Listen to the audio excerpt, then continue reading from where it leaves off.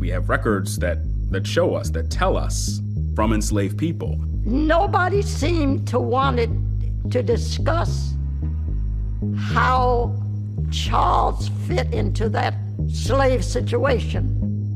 The horrors that transpired on historical slave farms are a stark testament to the depths of human cruelty and the resilience of those who suffered. Acknowledging these tragedies is imperative, not just for historical accuracy, but as a continual reminder of the need for vigilance against any forms of dehumanization and oppression in our society. Physical tortures. In the dark annals of human history, the physical tortures endured by slaves on historical slave farms stand out as some of the most barbaric and inhumane acts ever committed. The rationale behind such brutal punishments was multifaceted, ranging from enforcing discipline and control to engendering fear and submission. The scars left behind, both physical and psychological, speak volumes of the cruelty these individuals faced. This was the most common form of punishment on slave farms. Slaves were often tied to trees or whipping posts, their backs exposed. The whip, usually made of leather or rope, was then lashed repeatedly on their bare skin. These whippings were so severe that they often tore the skin, leading to bleeding and permanent scars. A brutal overseer could administer dozens of lashes in one session, leaving the slave's back raw and bleeding. Whipping was used as a punishment for even minor infractions, such as not working fast enough or attempting to escape. The mere threat of a whipping was enough to instill fear in many slaves. Much like cattle, slaves were branded to signify ownership. This act was not just a physical torment, but also a psychological one. Being branded symbolized a loss of identity. Slaves were no longer individuals, but property. A red-hot iron, bearing the initials or emblem of the slave owner, was pressed onto the skin of the slave, usually on the shoulder, arm, or chest. The process was excruciatingly painful, with the stench of burning flesh filling the air. The resulting mark was a permanent reminder of their enslaved status. As a form of punishment or deterrence, some slaves were maimed. This extreme act could range from cutting off a toe or a finger to more severe dismemberments like foot or hand amputations. For instance, if a slave tried to run away, they might have a toe or foot amputated as punishment and as a deterrent to future escape attempts. Such punishments rendered the slave less valuable in terms of labor ability, so it was a strong statement of the owner's power and dominance over the life and well-being of the slave. The physical tortures had deep repercussions, both immediately and in the long term. Immediately, slaves would experience excruciating pain, infections, and sometimes even death due to the severity of their injuries. Long-term effects included chronic pain, disability, and an increased susceptibility to diseases due to open wounds and compromised immune systems. The physical tortures meted out on slave farms were not just about inflicting pain, but were also about power, control, and dehumanization. They served as a grim reminder of the slave's status as property, devoid of rights or personal agency. The long-lasting scars, both seen and unseen, bore testimony to the indomitable spirit of those who survived and the immense atrocities they endured, psychological trauma. The horrors faced by slaves on historical farms were not confined to just physical tortures. In many ways, the psychological torment was even more insidious. Slave owners and overseers employed a range of cruel strategies aimed at breaking the spirit, manipulating the psyche, and maintaining an iron grip on their human property. These methods of psychological warfare left deep-seated traumas, the effects of which rippled across generations. Central to the institution of slavery was the notion that slaves were not fully human. They were often compared to animals, treated as commodities, and stripped of any individual identity. This dehumanization began the moment they were captured or bought, as many were given new names, erasing a significant aspect of their personal identity. Being continually treated as less than human took a heavy psychological toll, making many internalize feelings of inferiority and worthlessness. Separating slaves from their families and communities was a tactic to weaken their spirits and bonds. Freshly captured Africans were often mixed with other ethnic groups, making communication difficult due to language barriers. This deliberate alienation sowed seeds of mistrust and made collective resistance challenging. Slaves were continually reminded of the hopelessness of their situation. They were told that escape was futile, that they would never find freedom, and that any act of rebellion would lead to death or worse punishments. This relentless messaging aimed to quash any dreams of freedom or aspirations beyond the confines of the farm. Overseers and owners often exploited close relationships among the slaves. Friends or family members would be punished for the transgressions of one, forcing slaves to bear the weight of guilt for the suffering of their loved ones. This cruel tactic ensured that slaves policed their own behaviors and those of their peers. In some farms, punishments were meted out randomly, without clear cause or reason. This unpredictability kept slaves in a constant state of anxiety and fear. They never knew when or why the next bout of violence or humiliation would come, making them hyper-vigilant and perpetually stressed. Keeping slaves ignorant was another strategy to control and manipulate them. They were often forbidden from learning to read or write. Knowledge was power, and by denying them this, the slave masters ensured their dependence and reduced the possibility of organized rebellions. Occasionally, slaves were coerced into betraying their peers. They might be forced to inform on escape plans, reveal hidden contraband, or even participate in the punishment of their peers. These betrayals, often executed under extreme duress or threats, further broke the trust within the slave community and instilled feelings of guilt and self-loathing in those coerced into such acts. To look at the psychological trauma of slavery is to understand that the chains which bound the slaves were not just physical. The mental shackles, forged through deliberate and systemic cruelty, were equally, if not more, binding. The spirit of the enslaved was constantly under siege, with every facet of their existence manipulated to reinforce their subjugation. The echoes of this psychological warfare resonate even today, underscoring the depth and breadth of the cruelty faced by those on the slave farms. Living conditions. The living conditions on slave farms were a testament to the devaluation of human life and dignity. Slaves, despite being the backbone of the agricultural and economic engine of many regions, were subjected to living conditions that were abysmal at best. These conditions not only affected their physical health, but furthered the psychological degradation they were continuously subjected to. The housing provided for slaves was often rudimentary and crude. Cabins or huts were typically constructed using rough logs, with gaps that let in cold drafts in the winter and provided little relief from the summer heat. These dwellings, meant to house a single family, were often overcrowded, forcing several families to cohabitate in cramped spaces. The lack of privacy further stripped individuals of their dignity and compounded the sense of being treated as mere livestock. The situation inside these cabins was hardly better. Beds were a luxury few could afford. More often than not, slaves slept on piles of straw or directly on the dirt floor, with perhaps a threadbare blanket as the only barrier against the cold. With limited ventilation, these cabins became suffocating in the summer months, and in the winter, they offered minimal protection against the biting cold. Sanitation and hygiene were major concerns. With no proper sanitary facilities, waste disposal became a pressing issue, leading to the spread of diseases. Clean water was not always readily available, making tasks like bathing and cleaning even more challenging. Such conditions were breeding grounds for various diseases, leading to frequent outbreaks of illnesses like dysentery, cholera, and typhoid. Clothing, too, was scant and often insufficient. Slaves were typically given one set of clothing a year. Made of cheap, coarse material, this attire was ill-fitting and provided little protection against the elements. During harsh winters, the lack of proper clothing resulted in frostbite and other cold-related illnesses. The farms, vast expanses of land dedicated to crops like cotton, tobacco, and sugar, required relentless labor. Yet slaves were provided with few tools to ease their tasks. Long hours under the blazing sun, with minimal breaks, were the norm. Yet the cabins they returned to after these grueling workdays offered little respite or comfort. Adding to these physical hardships was the constant surveillance. Overseers watched slaves closely, ensuring they didn't rest too long, steal food, or attempt to escape. The feeling of always being watched, even in what should have been the privacy of their homes, added a layer of psychological distress to their already harrowing existence. The abhorrent living conditions were not just a result of economic decisions, but were a calculated move to control and dehumanize the enslaved population.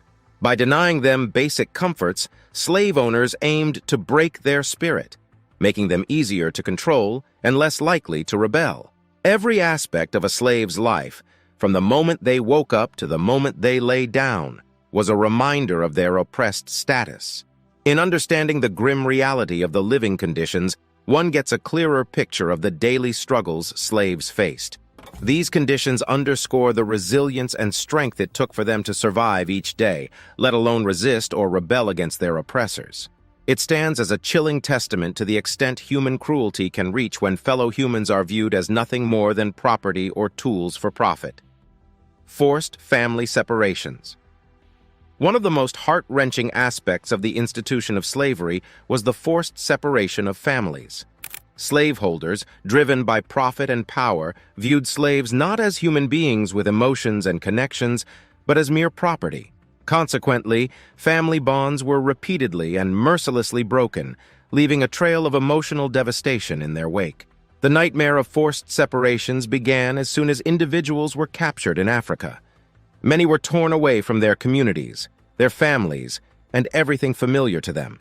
As they were shackled and loaded onto slave ships, siblings were separated, parents and children were pulled apart, and spouses were torn from each other's embrace.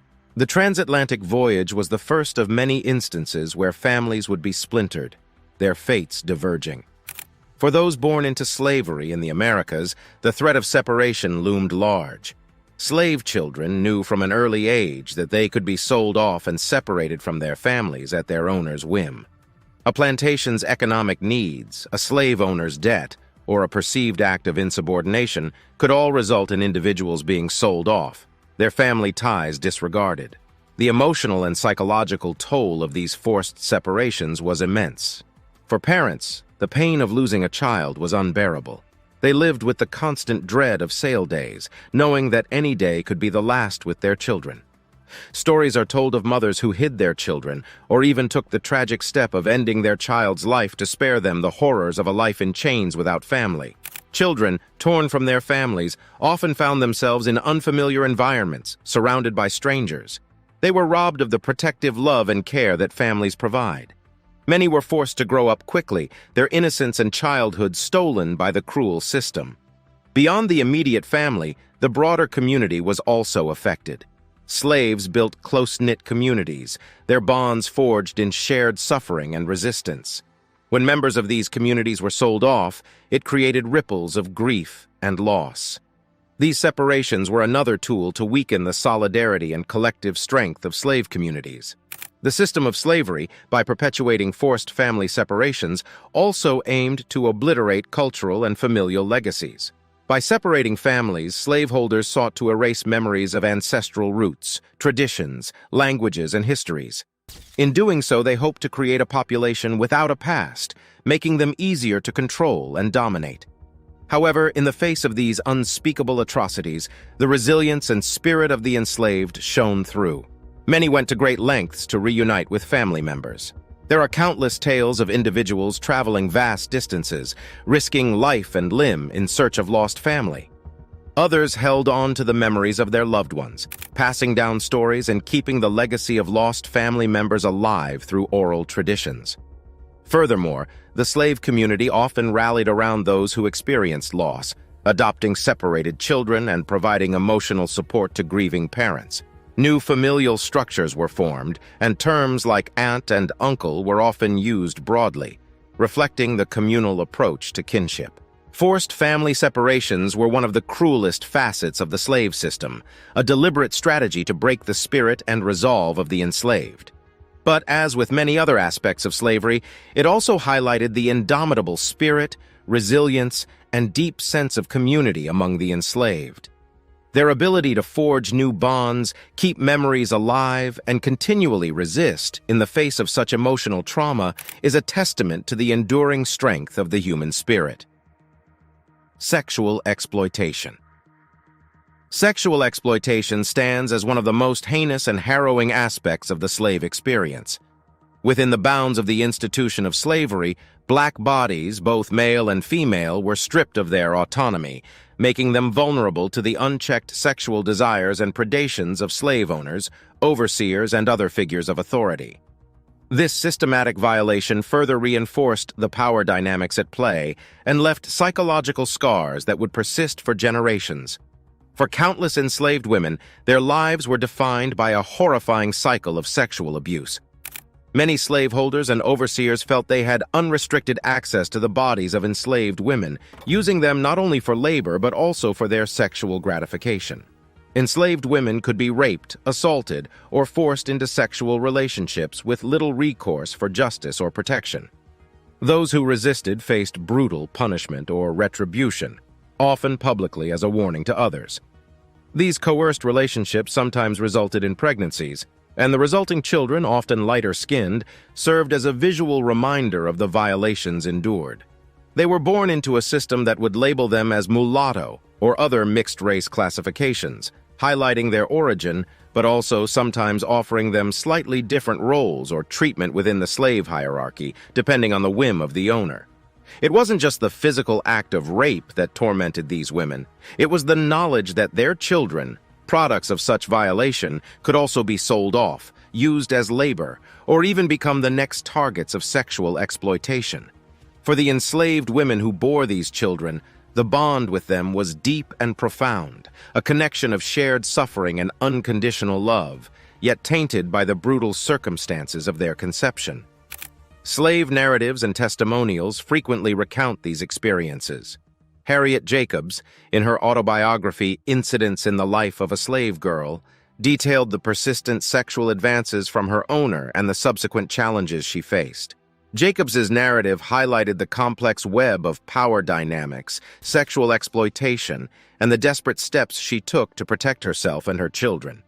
Sexual exploitation was not restricted to women alone. Enslaved men, too, faced sexual violence and abuse, although such incidents are less frequently documented in historical accounts. The sexual abuse of enslaved men served as both a physical violation and a symbolic castration of their masculinity. It was another mechanism to emphasize their powerlessness and reduce any potential threats they might pose. Sexual exploitation also played a role in breeding practices on some plantations.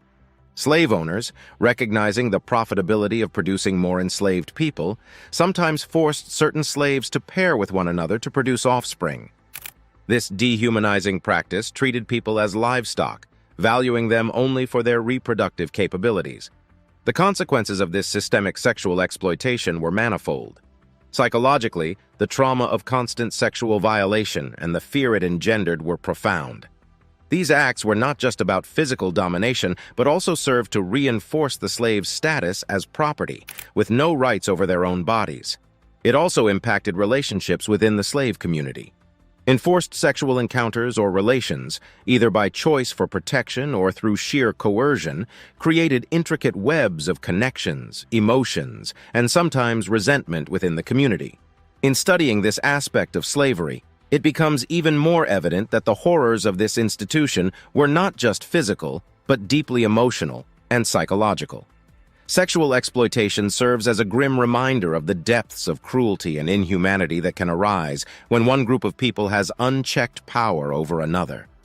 Yet amidst this darkness, the stories of resistance, resilience, and survival of the enslaved shine even brighter, highlighting the indomitable human spirit's capacity to endure and rise above unspeakable atrocities. Inadequate health care. In the historical context of slavery, the health and well-being of the enslaved was a secondary concern, overshadowed by the pursuit of economic gains. Enslaved people, torn from their homes and subjected to extreme physical and psychological trauma, faced a myriad of health issues. However, access to proper medical care was a luxury rarely afforded to them. The negligence of their health was both a symptom of their dehumanized status and a means to further control and exploit them. A primary aspect of this healthcare deficiency was rooted in the living conditions. Slaves were often packed into cramped quarters with minimal ventilation, creating the perfect environment for the spread of contagious diseases. Malnourishment was rampant, as slaves were given the bare minimum to survive, sometimes less. This weakened their immune systems, making them more susceptible to illnesses. Common afflictions such as dysentery, cholera, and respiratory diseases were prevalent, exacerbated by unsanitary conditions and lack of clean water. Despite the obvious connection between hard labor, inadequate nutrition, and susceptibility to disease, many plantation owners failed to make this link or deliberately ignored it. When illness did strike, the treatment slaves received was minimal at best. Slaveholders, in a bid to ensure that work wasn't disrupted, would sometimes employ doctors. However, the care provided was cursory and was often geared more towards getting the slave back to work rather than ensuring full recovery.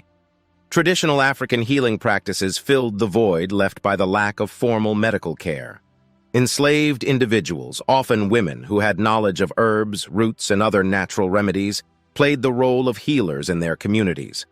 While many of these remedies were effective in treating certain ailments, they were no substitute for more advanced medical care, especially for serious illnesses or injuries. Reproductive health was another area of grave concern. Enslaved women faced frequent sexual exploitation, leading to unwanted pregnancies. The trauma of childbirth was often compounded by the immediate return to hard labor, leading to complications. Furthermore, there was a high infant mortality rate among the enslaved, attributed to poor prenatal care, malnutrition, and disease. Another dark aspect of healthcare within the plantation system was the tendency to pathologize resistance or non-compliance. When slaves exhibited signs of distress or resistance, rather than attributing these to the inhumane conditions and treatment they were subjected to, they were labeled as having disorders. A classic example of this is drapetomania, a fictitious diagnosis assigned to slaves who tried to escape, suggesting that the desire for freedom was a mental illness. The neglect of enslaved people's healthcare needs was more than just a byproduct of their status as property. It was a systematized approach to devalue them, emphasizing their replaceability. To the slaveholders, it was more cost-effective to replace a dead or severely ill slave than it was to provide proper medical care. The ramifications of this profound neglect are manifold. Beyond the immediate suffering and high mortality rates among the enslaved, the trauma permeated generations. The mistrust of medical institutions, the disparities in health outcomes, and the deep-seated racial biases in healthcare can all trace their lineage back to the brutalities of the plantation system. The inadequate healthcare provision for slaves is a glaring testament to the myriad cruelties of the institution of slavery. It serves as a reminder that the effects of such profound neglect are not just historical footnotes, but continue to shape health and societal outcomes to this day. Endless workdays. The institution of slavery in the Americas was built upon an economic framework that relied heavily on the exploitation of human labor. Slaves, considered the property of their owners, were subjected to relentless work schedules, performing arduous tasks for extended hours without just compensation or adequate rest. The conception of the endless workday for slaves is not only emblematic of their subjugation, but also illustrates the cruel extremes of human exploitation. While the grueling tasks were already taxing, the workday's length exacerbated the physical strain. Plantation labor often began before sunrise and continued well after sunset, punctuated only by a short midday break. This break, far from being a generous respite, was often a necessity due to the extreme heat in southern climes, as working under the midday sun was a health risk even the slave owners couldn't ignore. The physical toll of these long hours was immense. Constant bending, lifting, and repetitive motions led to chronic pains, spinal issues, and other physical ailments. The limited diet and inadequate health care meant that many slaves worked these long hours while malnourished or ill. Outside of the plantations, slaves in urban settings, such as cities like Charleston or New Orleans, were employed in a variety of roles, as artisans, carpenters, blacksmiths, dock workers, and domestic servants. While the nature of their work differed from their counterparts in plantations, the exploitation remained consistent. Domestic servants, for example, were on call virtually around the clock, catering to their masters' whims. Enforcement of this relentless work regimen was maintained through a system of surveillance and punishment. Overseers, tasked with ensuring that slaves met their quotas and maintained productivity, often employed brutal methods. Whippings, shacklings, and other forms of physical punishment were meted out for perceived laziness or insubordination. This atmosphere of constant surveillance and the threat of violence kept slaves in a state of perpetual fear, making the long workdays not only physically, but also psychologically torturous. The work wasn't limited to the weekdays. Even on Sundays, which were sometimes designated as rest days, slaves were often required to tend to their personal needs, such as cultivating their gardens to supplement their meager rations. For many, this was also the only time they could engage in personal or communal activities like religious worship or family gatherings, further truncating their rest. It's also important to recognize that the endless workdays weren't just a form of economic exploitation, but also a method of control. By keeping slaves perpetually occupied and exhausted, slaveholders believed they could quell any ambitions of rebellion or escape. The brief moments of respite, usually in the form of sanctioned holidays or gatherings, were not benevolent gestures, but calculated moves to offer just enough relief to prevent total physical and mental breakdown. Reflecting upon the endless workdays of slaves offers a stark view into the ruthless mechanics of the institution of slavery. It wasn't simply about extracting labor, but doing so in a manner that dehumanized and subjugated an entire group of people. Their sweat and blood fueled economies, built infrastructures, and generated immense wealth for their oppressors. Yet, despite the profound adversity, the enslaved found ways to resist, persevere, and retain their humanity, a testament to the indomitable strength of the human spirit.